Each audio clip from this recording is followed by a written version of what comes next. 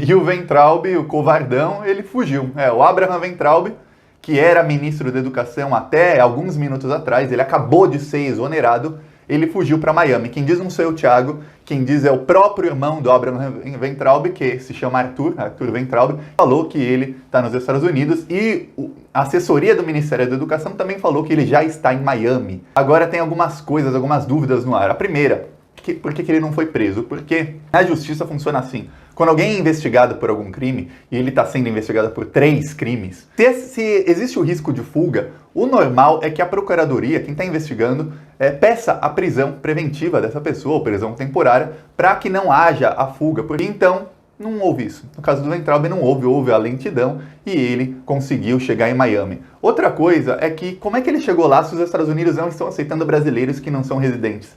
Tá muito, muito estranha essa história. Outra coisa, terceira coisa, eu vou mostrar aqui um aplicativo chamado Flight Scanner, que ele rastreia todos os voos do mundo. E eu não sei se dá para ver aqui, mas dá para ver agora. O único voo de São Paulo para Miami ontem foi cancelado. Então, como é que o Weintraub chegou em Miami? Será que ele foi com um avião da FAB?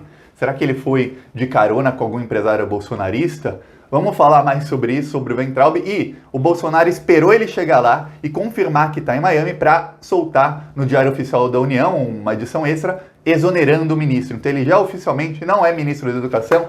Palmas, a gente pode comemorar até que o Bolsonaro indique alguém pior.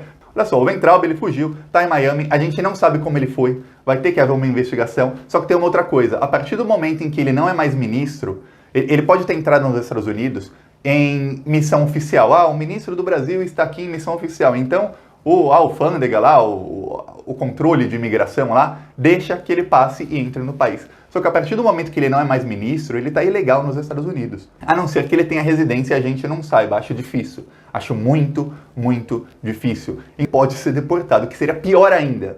Ele chegou lá, não se sabe como. Como você acha que o Weintraub chegou lá? Não foi por voo comercial, porque o único voo que tinha foi cancelado, eu acabei de mostrar. Talvez seja no jatinho do velho da Havan, no jatinho de algum empresário corrupto bolsonarista, não se sabe. Então eu tô dizendo, quem tá dizendo são eles, não sou eu. Eu não sei se ele tá em Miami, eu não tô lá, eu não o vi chegando em Miami, mas a assessoria do MEC, que são os funcionários dele, e o irmão dele dizem. Então, se depois eles desmentirem, os mentirosos são eles e não somos nós. Então a gente tem que se calejar contra isso, porque é uma estratégia que o bolsonarismo usa muito. E ontem o Bolsonaro mandou três ministros, não ministros, mas 3 emissários para falar com o Alexandre de Moraes em São Paulo. Era uma missão secreta, estava fora da agenda.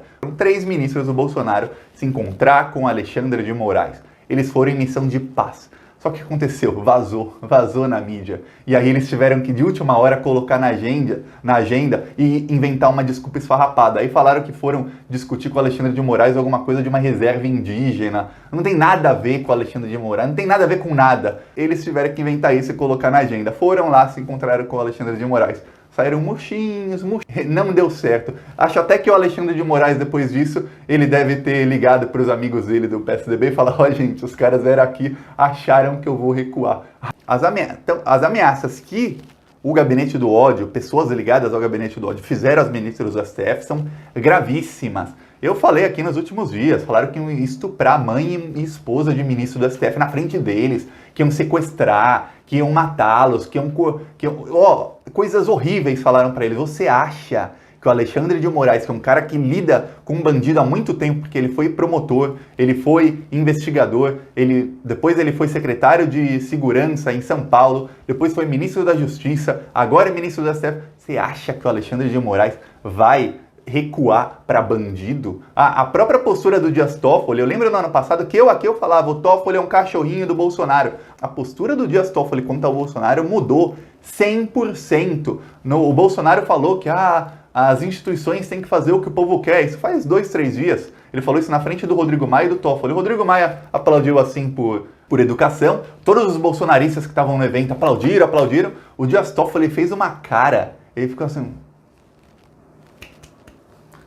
Ele fez uma cara feia pro Bolsonaro que eu não tinha visto isso há muito tempo. Até agora eu achava que o Dias Toffoli ainda tinha alguma simpatia pelo Bolsonaro, mas não. Acabou o amor, é divórcio mesmo. O Bolsonaro, que gosta de usar esse tipo de analogia, que tudo pra ele é um casamento, é divórcio dos piores. e a coisa vai ficar feia, o STF vai começar a vir pra cima. A única coisa que o Alexandre de Moraes fez nos últimos dias que eu fiquei assim, por que ele fez isso? Foi, no dia 27 de maio, quase um mês atrás, a Procuradoria-Geral da República mandou fazer busca e apreensão na casa de vários bolsonaristas. Esse que foi feito na terça-feira, nessa terça. Era para ter sido feito 20 dias antes. Só que a delegada da Polícia Federal falou, não, pode adiar isso ou não fazer agora, por favor, porque isso vai ter uma ruptura institucional, corre o risco, não sei o que. Parece que a delegada, das duas uma, ou ela é bolsonarista e não queria fazer, ou a segunda, ela ficou realmente com medo, ela estava com medo de fazer isso.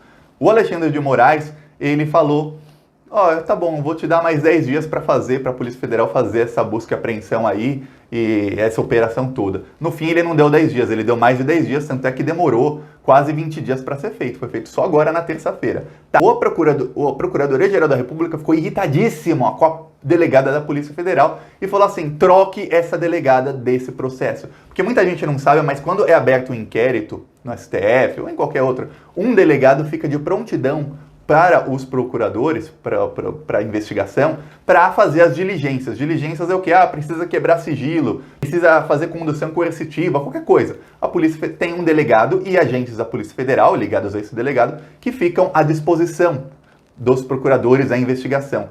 O Procurador-Geral da República já pediu, a PGR já pediu, troque essa delegada, não queremos mais, porque mandei fazer busca e apreensão, ela demorou 20 dias, em 20 dias dá para os caras apagarem as provas. Tudo indica que o Alexandre de Moraes não vai afastar a delegada, vai manter essa delegada. Se ele vai manter, minha opinião, Thiago, é porque ele acredita que ela estava com medo de fazer, porque ela realmente acreditou, ele estava ameaçando, então talvez a delegada tenha realmente ficado com medo de que, eu vou fazer isso tudo agora e o bolsonarismo vai querer dar um golpe, alguma coisa, né? Melhor a gente esperar um tempinho para ver o que vai acontecer. Então, o Alexandre de Moraes, ele não brinca em serviço. Então, se ele mantiver essa delegada, é provavelmente porque ele confia nela. Não, ele não manteria e ele afastaria, como já fez em vários outros casos. Agora, vamos esperar. Gostou do vídeo? Curte, inscreve.